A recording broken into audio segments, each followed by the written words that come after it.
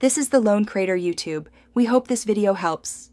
You start by confirming the element is draggable and the target accepts it. Use the pointer to press and hold or click. Make sure a clear visual cue appears.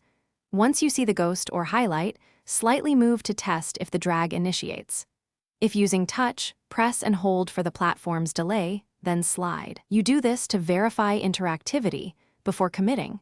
Confirm hit areas, and that any accessibility attributes like area grabbed are present so assistive tech follows. Now control the motion while dragging. Keep a steady cursor and move at a consistent speed so collision detection can track coordinates accurately. Sudden jerks may drop the item. Make sure you understand snap thresholds. Once you cross them, the object will lock into place, so approach targets deliberately. If using keyboard, focus the item then press space or enter to pick up, use arrow keys to nudge, and press again to drop. Doing this prevents accidental reflows and preserves layout integrity during the operation. To finish, position the dragged item over the intended target and release confidently. You should see the item snap or integrate into place. Immediately verify that the UI updated and any underlying data transfer or drop event fired successfully.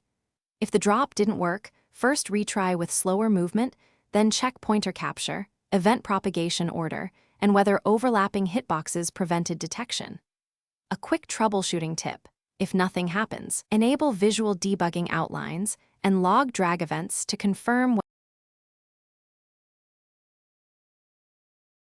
Thanks for watching. Consider subscribing if we helped you.